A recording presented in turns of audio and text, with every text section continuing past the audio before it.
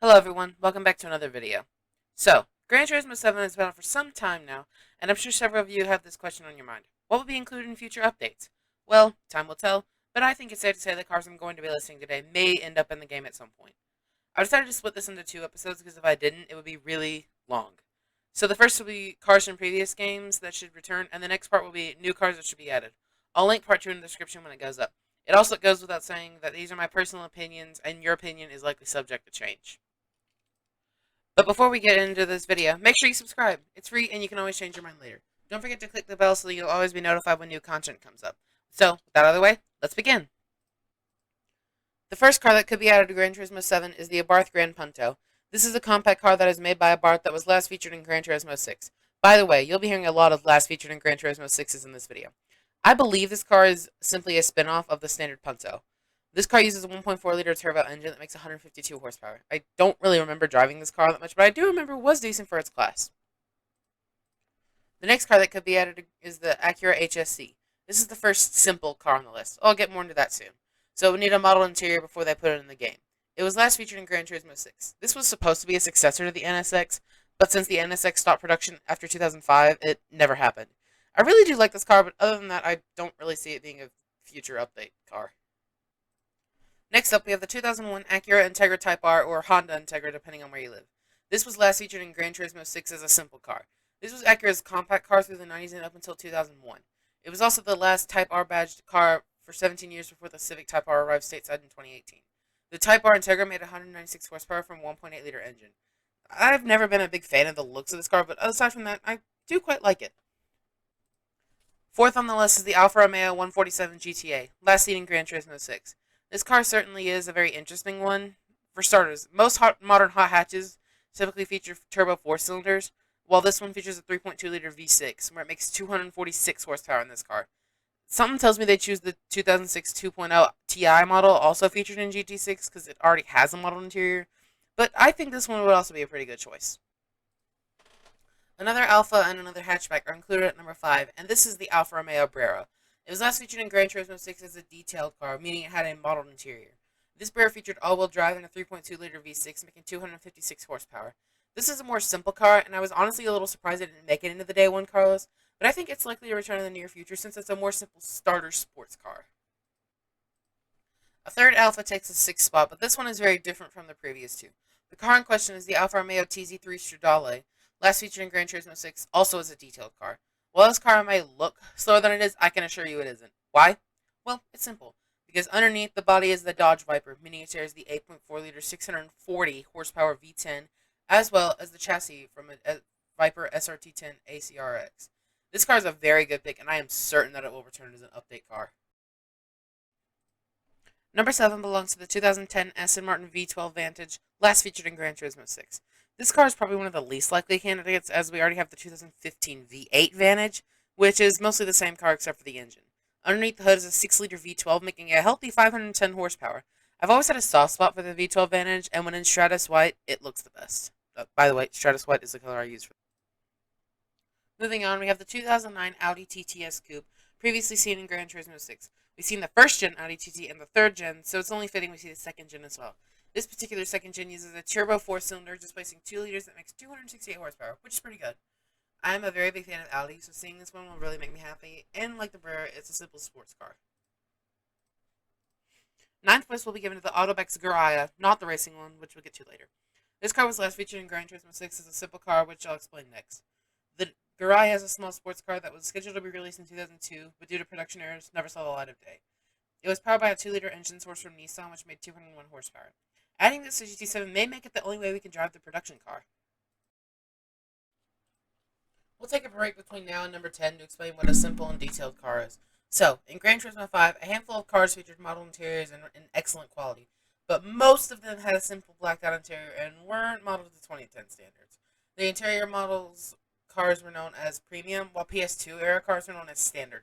This changed when GT6 released in 2013 to detailed interior and simple interior.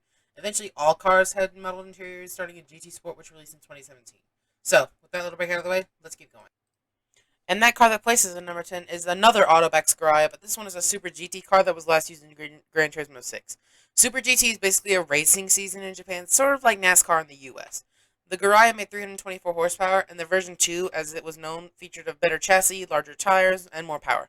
It managed to place second in that year's Super GT season. Since Super GT has more focus now than it did in GT Sport, this would be a pretty good car to bring back. Next up, we'll move on to the Bentley Speed 8, last featured in Gran Turismo 6, where it was updated to feature a detailed interior.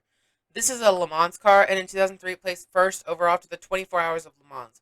It used a 3.6-liter V8, which made about 800 horsepower. I can only imagine what some of the people who could do now that we have the livery editor, and it'd also be nice to have Bentley return to the Gran Turismo series. Number 12's car is the BMW 507. This is one of the oldest, possibly even the oldest car on the list. It was meant to compete with the Mercedes 300 SL to try and get BMW out of debt. Spoiler alert, it failed and left them with even more debt. It only appeared in one game, Gran Turismo 6. It used a 3.2-liter V8 that made a scorching 147 horsepower. This would be an awesome car to have back in the series. It's just so interesting. Number 13 goes to the BMW 135i Coupe, last featured with a detailed interior in Gran Turismo 6. This car is the coupe version of the regular 1 Series hatchback. It used BMW's famous 3-liter inline-6 engine, which makes 300 horsepower. The 1 Series is similar to the Brer in the sense that I didn't expect it to not be included, and I think they'll add it later. BMW's M5 makes its way into number 14, and was last featured in Gran Turismo 6 with a detailed interior. A simple version of this was also included in Gran Turismo 6, but the 2008 detailed version is what I chose for this list. This M5, also known as the E60, was most famous for its V10 engine, where it makes 500 horsepower. Gran Turismo 7 could certainly use some large sports sedans like this, and this is a very good choice. The Cadillac CTS-V slots into number 15 on this list. The CN would have also been a good choice, but the CTS-V looks so much more like a sleeper. You would probably have never known what this car was until it was far, far ahead of you on the racetrack. Like so many cars in Gran Turismo 6, this one was only ever featured in one game. It uses a Corvette engine, specifically a 6.2-liter V8, that makes 556 horsepower. This car would be an excellent way to welcome back Cadillac into the Gran Turismo. At number 16, we have the Chevrolet El Camino, which was featured for the first and last time in Gran Turismo 6 with a detailed interior.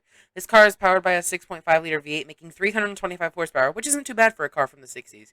This truck will make a pretty good addition to the Gran Turismo 7, as we only have 2 trucks, and I'm sure more people would be happy with more.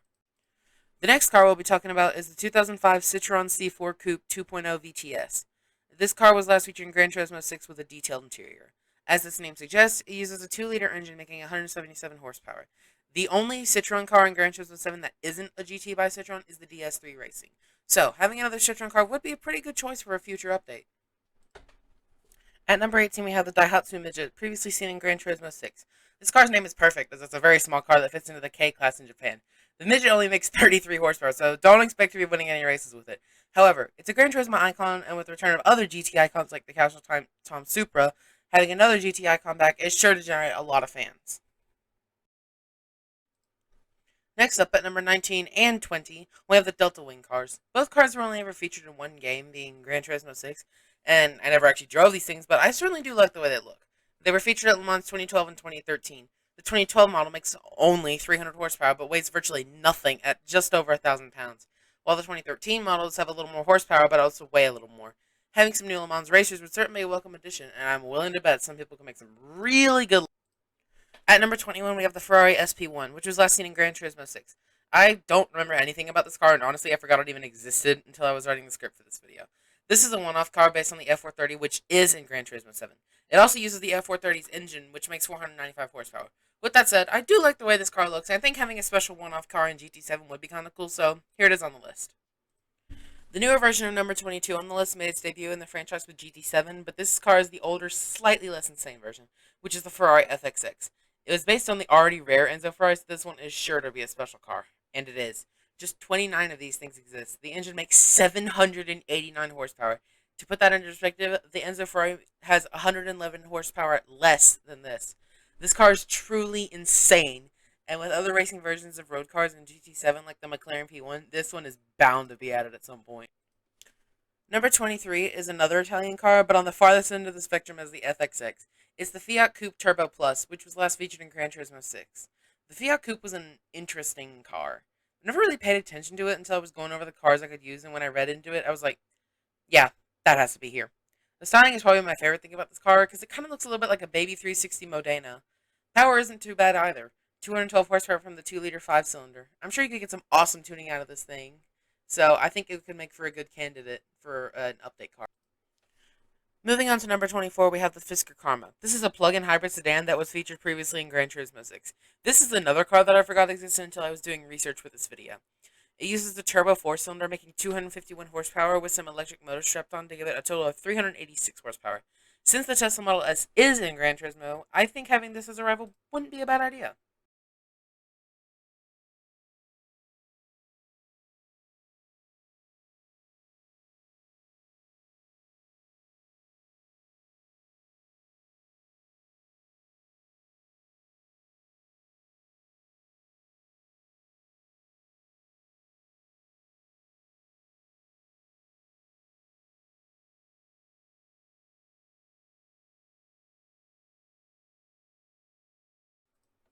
The number 26 spot on the list goes to the 2013 Ford Mustang Boss 302. Some of you might be asking, what about the GT500? Well, I chose this because this one was featured in very few games, console games anyway.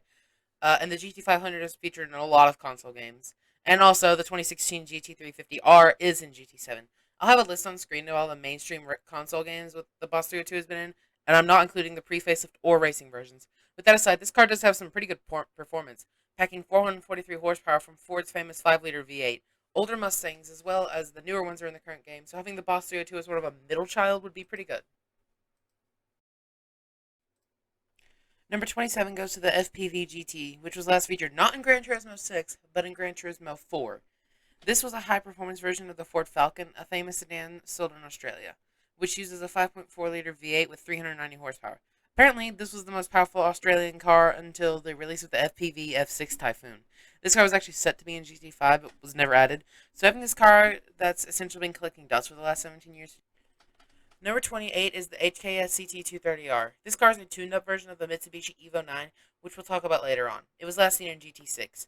This car uses the Evo 9's engine, but it's been heavily upgraded to feature a very healthy 572 horsepower. This car also weighs less than 2,400 pounds, which is about 1,090 kilograms for those living where metric units are used, so you can bet it'll be very fast. Pre-tuned cars are a staple in the GT series, so seeing some of them return would be awesome. Moving on, we have the 1993 Honda Civic SIR2. There were 4 different SIR2s for me to choose from, but I chose this one since it's the most powerful. This particular one was last seen in Gran Turismo 6 as a simple car. It uses the 1.6-liter 4-cylinder, which, in this model, makes 167 horsepower. This car is very popular among tuners to the point where I'm sure you'd be lucky if you could find one stock. This car has many fans, and I'm sure several people would be happy to see it return. Next up at number 30, we have the Honda CRX Del Sol SIR, which, like the Civic SIR, was last seen in Gran Turismo 6 and was from the last generation of CRX. This is the least famous of the CRX lineup and I never really hear people talk about it, which is a shame because it's not a very bad car. It uses the same 1.6-liter VTEC 4-cylinder from the Civic, which makes 162 horsepower.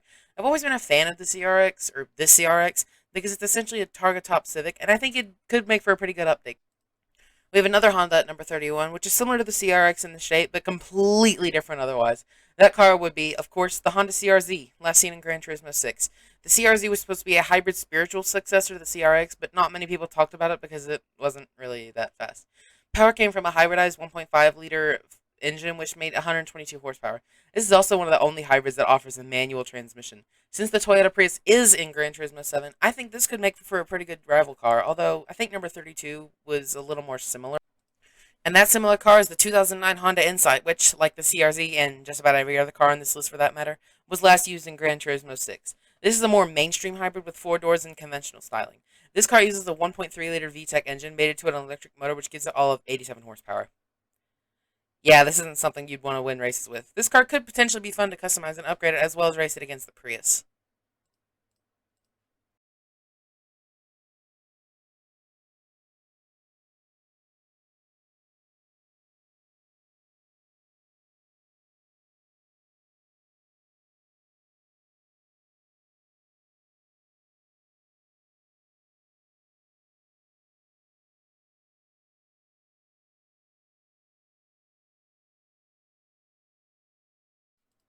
At number 34, we have the 1996 Honda Prelude Type S, last used in Gran Turismo 6. I don't see many people talking about the facelifted Prelude, but one look at its front end says it all for me, which is that it looks significantly worse than the pre-facelift model. With that aside, it does have a 2.2-liter four-cylinder with 216 horsepower, and it would be nice to see the 90 JDM car return. We have one more Honda at number 35, and it's a race car. This is the HSV010, last used in Gran Turismo 6. There are several liveries available with this car, so any of them will do, but I'll use the Weeder version as an example because it was the first one added. It uses a 3.4-liter V8 engine, which was shared with a Formula car. Yes, really. And in-game, it sounds like one as well, kind of similar to another car on the list. Similar to the Autobac's Garaya GT500, with more Super GT cars coming back, this one could be a good update car. Well, that's all the Hondas, for now. Next up, we have the Hyundai Accent Rally car, previously seen in Gran Turismo 6. This car would be a great new addition since we have so many GRB cars that it could go against. The Accent Rally car makes 295 horsepower, which isn't actually bad for a rally car. I think this would be an excellent addition in the game because, like I said, there are many rally courses and GRB cars for it to go against. Moving on to number 37, we have the Hyundai Tiburon GT, which is basically a Hyundai version of the Toyota Celica. We only have one Hyundai road car in Gran Turismo 7, being the Genesis Coupe, so having one of Hyundai's best sports cars in the franchise would be great. The GT trim used a 2.7-liter V6, which made 172 horsepower, which was comparable to the top model Celica's 180 horsepower, but we'll come back to that later. The Tiburon would be a great starter sports car, and I think adding it to Gran Turismo 7 sounds reasonable enough. Moving on to number 29, we have the Isuzu 4200R, last used for Gran Turismo 6. This was yet another car I forgot about until researching for this video, and when I saw it, I was a bit shocked it wasn't in GT7's Day 1 car list. Isuzu is well known for pickups and SUVs, but before that they did delve into regular cars, and this was a concept they made. It used a Chevy 4.2-liter V8, making a healthy 295 horsepower. If Isuzu were ever to return to GT7, this is what they should come back.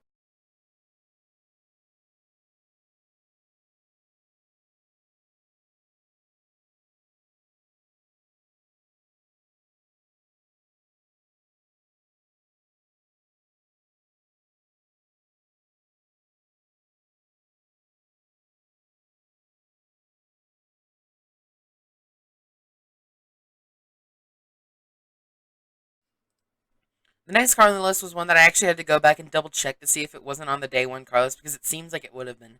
And that car is the Lamborghini Gallardo LP560-4. It was previously seen in Gran Turismo 6, and I remember liking this car a lot. The 5.2-liter V10, which was shared with Audi by the way, made a great 552 horsepower, and it's all-wheel drive, so it could take off from a standstill very quickly. We may have the newer Huracan in the game, but having the original baby Lambo would make for a great update car.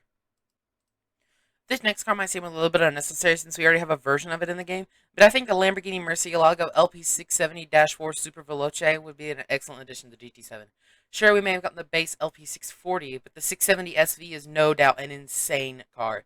This is Lamborghini's flagship car with a big 6.5-liter V12 that makes a crazy 661 horsepower and could do 217 miles an hour, which is about 350 kilometers an hour. The Aventador SV and standard Murcielago are probably in the way of this getting added, but hey, it's still possible. Number 43 is the Lexus ISF, last seen in Gran Turismo 6. This was supposed to be Lexus's version of the M3 and C63, and it was a pretty good attempt. The ISF used the 5-liter V8, yes, a V8, which wasn't actually all that uncommon since the E92 M3 and the W204 C63 both used V8s. That made it a healthy 416 horsepower, and it was rear-wheel drive, so you could slide this thing into a corner if you wanted to. This would be an excellent car to use in muscle sports car races, and I think this could definitely work as an update car. The next car is obvious. It's in the thumbnail. It's the Lexus LFA, which needs no introduction, but I'll introduce it anyway. It's a supercar from Lexus, which is something nobody really heard of. This car is most famous for the sound it makes from the 4.8-liter V10, producing 552 horsepower. Only 500 of these things exist, and some of them have never even been sold. Overall, the LFA is probably one of, maybe even the most suggested returning car for GT7, and I truly believe this car will be added in a future update. This next car is a little bit strange. It looks similar to a 50s open wheel racer. That car I'm talking about is the light car company Rocket. I don't think anyone knew what this thing was before its introduction in Gran Turismo 6, but it is unlike anything I have ever seen. It uses an engine from a Yamaha FJ1000 motorcycle, making 174 horsepower, which might not seem like a lot, but this thing weighs less than 900 pounds. This car was actually designed by Gordon Murray, who is the same person who designed the McLaren F1. This car is just so interesting, and I think it would make for a pretty good addition to GT7.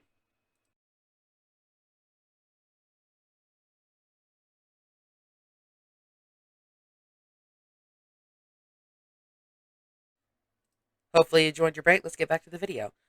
Lotus was one of several manufacturers that did not appear in Gran Turismo Sport, which made me sad, but it made me even more sad when they didn't appear in Gran Turismo 7.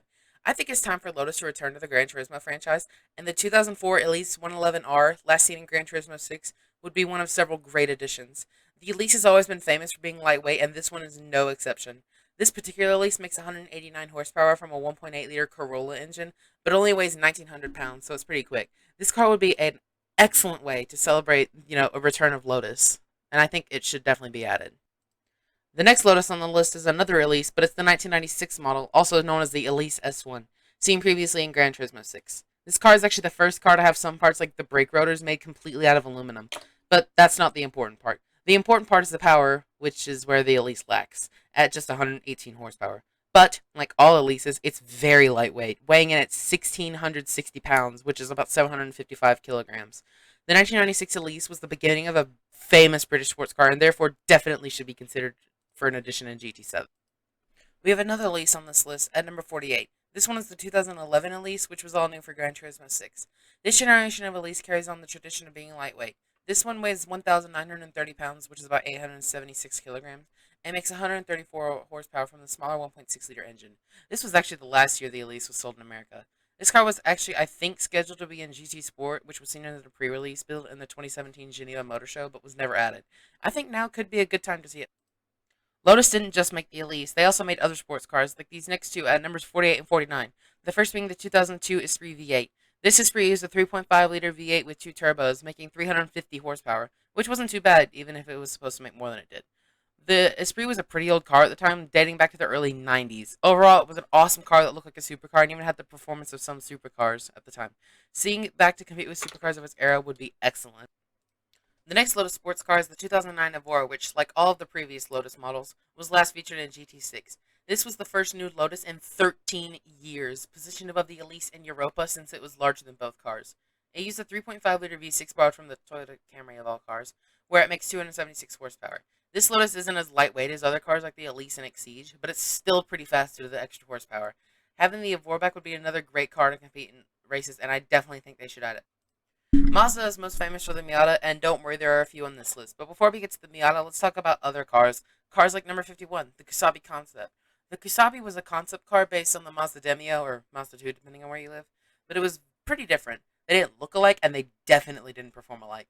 The Kusabi used a 1.3-liter engine with upgrades like electronic 4-barrel throttle and a supercharger that gave it 148 horsepower. I thought this car was always cool looking, and I definitely think it could potentially return to GT7. Now we can get to the Mazda Miatas, and the first is the 2004 NRA 1600 from the second gen, more commonly known as the NB Miata, last featured in Gran Turismo 6. This Miata didn't have many fans like the first gen did, but it did have some pretty good upgrades. Aside from new styling, this Miata featured an upgraded body. The engine was a 1.6-liter four-cylinder which made 123 horsepower and was paired with a 5-speed manual transmission. GT7 is the NA Miata and the ND Miata, so having the NB Miata would help fill in part of the gap. The rest of the gap will be filled by number 53, the NC Roadster RS. The Roadster and the Miata are the exact same thing. The NC Roadster looked somewhat similar to the NB Miata, but the NC was pretty different from the NB. It made significantly more power thanks to the 2-liter engine. Power was bumped up to 167 horsepower, and it didn't weigh all that much more either. I'm really not a fan of the NC Miata because it looks bad and added too much unnecessary stuff, but it does have benefits like good handling, so I'll put it on the list. Another Mazda on the list, the 1992 AutoZam AZ1, last seen in GT6. This is one of the ABC K sports cars, AZ1 Beat and Cappuccino, from the 90s, and it's my favorite of the three. This car has some things that make it more like an exotic car, like gull-wing doors and a mid-mounted engine.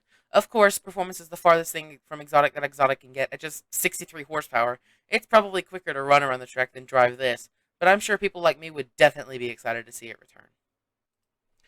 Moving on from Mazda, we have the Mercedes-Benz 190e Evolution 2, which was last seen in Gran Turismo 6. Similar to the Alfa Romeo 155, I think more people associate this with the touring car version, but I think the road car version is probably the more likely option, so that's why I put it here.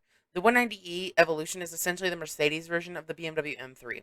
It makes 223 horsepower from the 2.5-liter engine and weighs 3,000 pounds, which is about 1,340 kilograms, so it's pretty quick. The 190e would be a great car to find in legend cars, and I'm sure people will make some very good liveries for it, so that is why it's on this list. The next car on the list, number 56, is the 2011 Mini Cooper S. Currently, we have the 2005 Cooper S, but right now there's no second gen Cooper S. The 2011 is probably the stronger of the two offerings since it has more power. The 2011 model makes 181 horsepower, and the 2007 makes 166. Both are in GT6. The Cooper S is a car I actually quite like, and I think having the R56 and GT7 would be a pretty good offering as it would compete with other of the small hot hatches like the Polo GTI and the DS3 Racing. Another mini on the list, but this one is actually pretty different. It's not really mini when you compare it to the other mini offerings, and the car I'm talking about, of course, is the Mini Countryman S, which was last used in Gran Turismo 6. It's Mini's first SUV and uses the same powertrain as the Cooper S, the aforementioned 2011 model, with 181 horsepower, though it's slower because of the extra weight. I don't actually know if there's any modern SUVs available in Gran Turismo 7, and I think this would make for a pretty good option if they ever decide to add one. Number 58 on the list is the Mitsubishi FTO GP version R, last used in Gran Turismo 6. There's a 1997 and a 1999 model, but I chose the 99 model. This car makes 197 horsepower from its 2-liter V6, which is strangely small for a V6. Think of it as the Mitsubishi version of the Celica or the Tiburon. I think this is an underrated car, and with the extra 90s JDM cars, I think this could make for a pretty good update car. Next up on the list is the 2006 Mitsubishi Eclipse GTE, last seen in Gran Turismo 6. This generation isn't as loved as the first and second generation, which is a shame because it actually has some pretty good performance credentials. Sure, it doesn't have all-wheel drive or the Eva's engine like the concept version did, but the 3.8-liter V6 had some pretty good horsepower compared to the other Eclipse models, with 263 horsepower, and it's still offered a manual. So having this car back seems pretty likely in my opinion. At the number 60 spot, we have the 1992 Mitsubishi Lancer Evolution GSR. Yes, the original Evo, last featured in GT6. Sure, it might not have been as powerful as the later Evos, but there's no doubt the 92 Evo was the birth of a legend. Producing 248 horsepower out of its 2-liter turbo engine, it had sports car performance, and all-wheel drive made it one of the best handling cars in the game. The original STI game, and I think adding this does seem fairly likely. Next up at number 61, we have the Lancer Evolution 9, last used in GT6. The Evo 9 uses the 2-liter engine found in other various Evo generations. However, it's been tweaked over the years for a total of 269 horsepower. As I touched on earlier, the Evo 9 was used with the CT230R. I think having this alongside the 2006 STI also seems pretty likely, but we'll come back to the 2006 STI later. This next Mitsubishi couldn't be any different from the Evo, Eclipse, and FTO, but I still think it'd be a good car to have for two reasons. The car I'm talking about is the Mitsubishi i-MiEV. There are two reasons why I think this car should be added. Number one, there's very few, if any, non-sports car K cars, and adding this could be a good start. Number two is that the cheapest electric car right now in GT7 is the BMW i3, which is 49,900 credits, which isn't bad, but it's pretty heavy, 2,800 pounds for such a small car. The i-MiEV's price in GT6, where it was last seen by the way, was 46,000 credits. This is one of the normal electric cars on the list, and I'll get to the other one in just a little bit.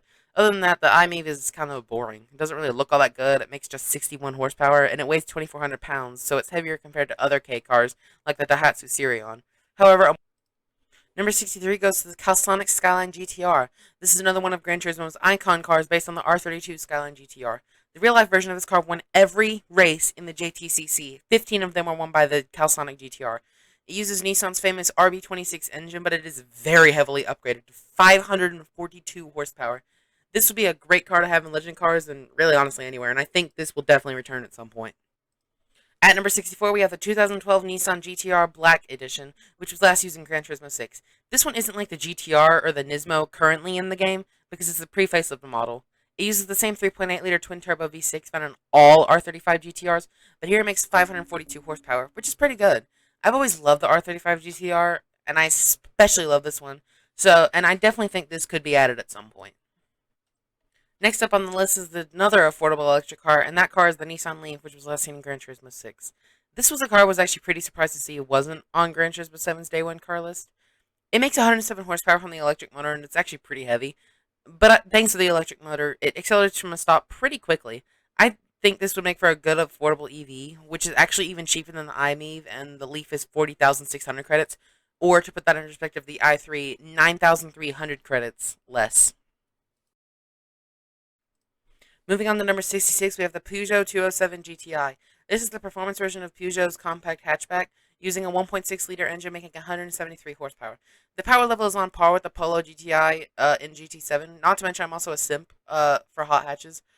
And with that aside, I definitely do think this seems like a pretty possible car. The next car falls along in the same line, but it's a little bit bigger. The car in question is the 2008 Renault Megane RS, last used in Gran Turismo 6. Unlike the 207 GTI, which is intended to compete more with the Polo, the Megane is intended to compete with the Golf, and the RS Megane is sort of like a GTI of Renault. We'll come back to the GTI later. The RS Megane is powered by a 2-liter turbo engine, making 222 horsepower, with power being sent to the front wheels.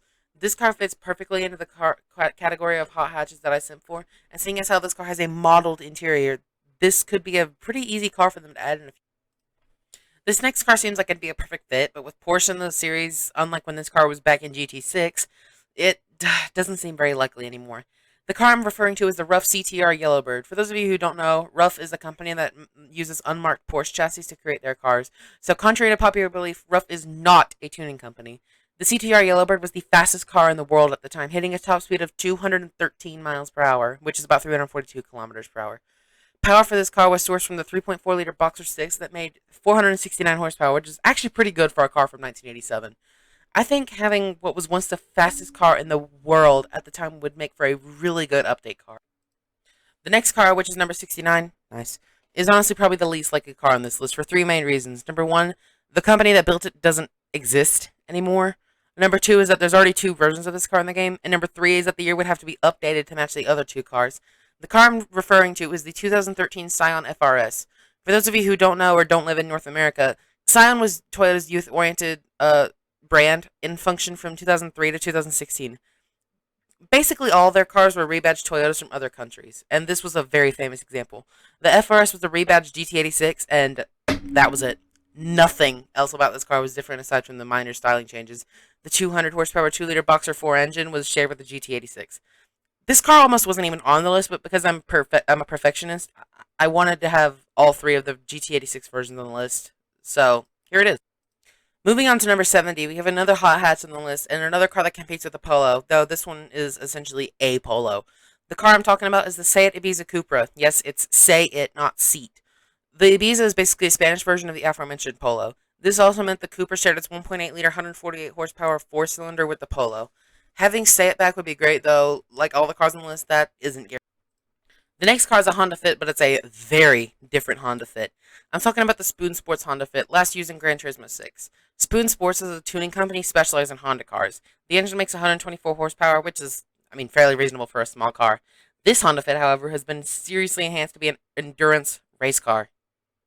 I'm willing to bet this car would become super popular on online lobbies. That's, of course, assuming it actually makes it into GT7 in the first place. Next up at number 72, we have the Subaru S206 NVR Challenge Package. This car is basically a limited edition of the Subaru WRX STI, and it was made to celebrate their class win at the 24 Hours of Nürburgring. It uses the same 4-cylinder engine as basically every other WRX STI, but with a bit more power at 315 horsepower. There's not very many Subaru WRX STIs aside from the 22B and the 2015 model, so I think this could possibly be added at some point. At number 73, we have another WRX STI. This one is the 2005 Spec C Type RA model last seen in GT6. Only 350 units of this thing were ever built to celebrate the under 8-minute lap time at the Nürburgring. This WRX used the same 2-liter turbo engine from basically every WRX STI model, except this one made 276 horsepower. This one also received some upgrades like better aerodynamics and a stainless steel exhaust. Again, there's not really all that many WRX STIs in the game, so bringing this back could be a pretty smart idea from Polyphony. The next vehicle on this list is different from the last two models, but it still could work for a good update car. I'm talking about the Subaru Legacy B4 3.0R. The Legacy is Subaru's midsize sedan, and this one turns things up a bit. The 3-liter Boxer 6 engine was built in collaboration with none other than Porsche, and makes a pretty healthy 247 horsepower. Gran Turismo used to have a lot of Legacies, but now there's pretty much none. Having this one back could be a pretty good way to celebrate the return. Next up at number 75, we have another K sports car, which is the Suzuki Cappuccino, and specifically the 1995 EA21R model, last used in Gran Turismo 6. The Cappuccino was a member of the aforementioned ABC cars, which were the 90s K sports cars. The Cappuccino didn't make all that much horsepower, just 63 horsepower from the 0.6-liter 3-cylinder engine, but it also didn't weigh very much, 1,500 pounds, which is about 680 kilograms, so it felt quite peppy. I've driven this thing around several times, and I've always liked how this thing handled well around the corners.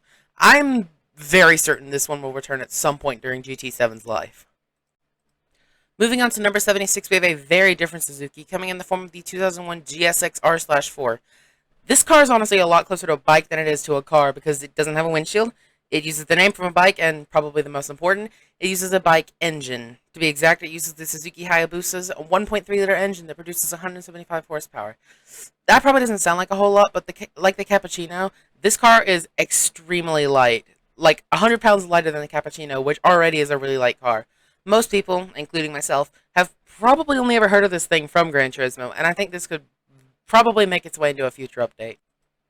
Next up, we have another electric car on the list. This one is the Tesla Roadster, last used in Gran Turismo 6. Tesla's a super popular manufacturer now, but when this car was built, they were very much not that way. This was Tesla's first car, and he used actually quite a lot of Lotus running gear. Well, except for the electric motors, of course. It was priced pretty high at 100,000 credits in Gran Turismo 6. The electric motor made 277 horsepower, which is actually quite good. I'd actually be pretty surprised if they don't add this, because I think Gran Turismo is the only game that Tesla licenses their cars for. Moving on at number 78, we have the Toyota FT86, previously seen in Gran Turismo 6. The FT86 was the concept version of the GT86, or Subaru BRZ, or Scion FRS, whatever you want to call it, that debuted in 2009. I personally think this looks a little bit better than the production version of these cars, but it might just be me. The concept uses Subaru's 2-liter boxer engine that makes 220 horsepower, which is 20 more than the production car. And I think having the concept version of these famous cars could actually prove to be a fairly good update car for Gran Turismo 7. It's also a modeled interior, so it wouldn't be very hard for them to get it in.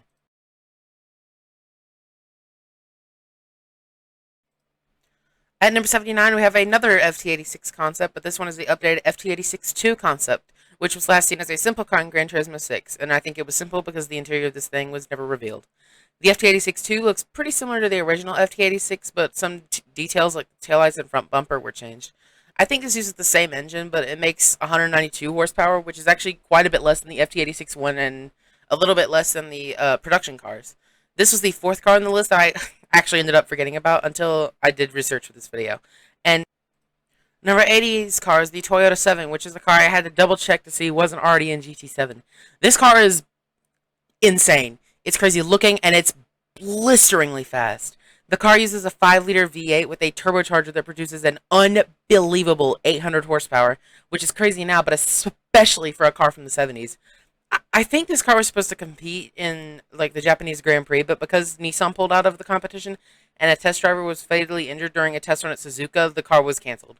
Like the Autobahn Scaraya, this could be a really good way to have this car that no one, except for obviously the test drivers, got to drive. So I think it could work. Moving along, we have a subcompact car like a Spoon Sports Honda Fit, but not designed to be an endurance racer. The Toyota Vitz RS Turbo, or Toyota Yaris if you live outside of Japan, is that car. The Vitz RS Turbo looks significantly better than a standard Yaris or Vitz of the time. This Yaris/Vitz uses a 1.5-liter turbo engine that makes 148 horsepower, which is pretty good for a mini car. Similar to the Subaru Legacy, there's not all that many original Yarises in GT7, aside from the GR Yaris, of course, so having this back could be a pretty nice addition. Number 82 goes to the Toyota MRS S Edition, or Toyota MR2, whatever you want to call it, which was last seen as a simple car in Gran Turismo 6. There is a disturbing lack of MR2s in GT7. There's only one, and you have to find it used, so having the MRS, or MR2, which is what it was called outside of Japan, would be great. The MRS uses a 1.8-liter engine that made 127 horsepower, which isn't really all that good, but it was pretty light at 2,100 pounds, which is about 952 kilos, so it has that going for it. The MRS doesn't really appear in games anymore, and Gran Turismo does have a good relationship with Toyota, so I think this could possibly see its way back into the game. Moving on to number 83, we have the Toyota Celica SS2 from 1999. This was the last generation of Celica and the one after the iconic WRC Celicas from the early 90s. And I don't really see this one get talked about a lot, and I definitely think it deserves better.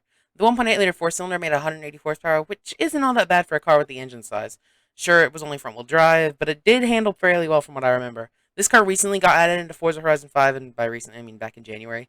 And since Toyota, like I said, Toyota has a good relationship with Gran Turismo, I definitely think this could be seen back in GT7. At number 84, we have the Vauxhall VX220 Turbo, last used as a simple car in Gran Turismo 6. I remember this car for a very specific reason, and that was the Schwarzwald League A in Gran Turismo 5, where the Opel Speedster Turbo, which is basically the same thing, was always a pain to win against. The VX220 was basically Vauxhall's attempt to make a Lotus Elise competitor, and it wasn't a bad attempt, though it did weigh quite a bit more than the Elise at 2,200 pounds, though it did make more horsepower, which is 197 horsepower, which is quite good for a car that light. Vauxhall isn't in Gran Turismo 7 or any modern Gran Turismo game for that matter, and having the Lotus, and if the Lotus Elise were to return, I think having this back could be a good idea for. Next up, we have the Volkswagen Golf GTI Mark V, last used in Gran Turismo 6.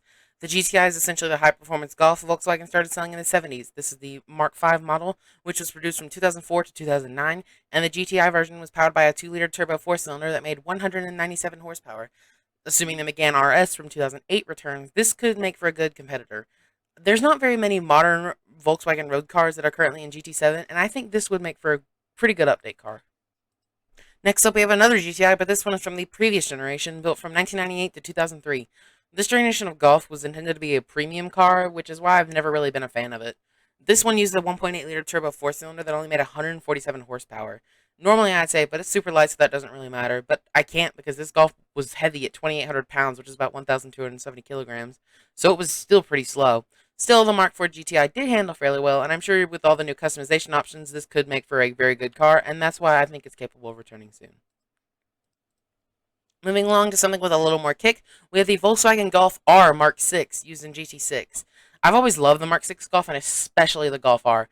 The GT at the time was only making about 208 horsepower, but the Golf R was a pretty big improvement at 252, coming from the 2-liter turbo 4-cylinder. It was also the first ever all-wheel drive Golf, which made it handle even better, and therefore it would now compete with cars like the Subaru WRX STI and the Evo.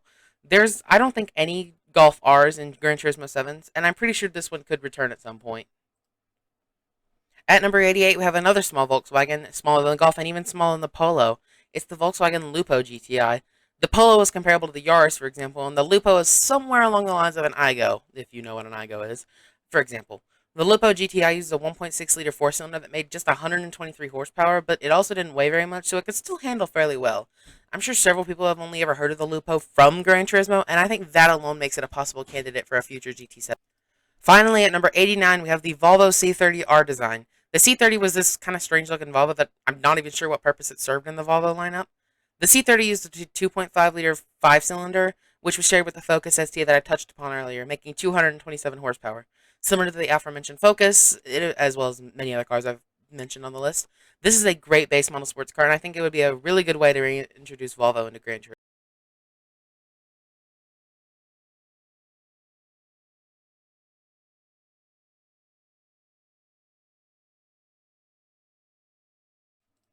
And that's the end.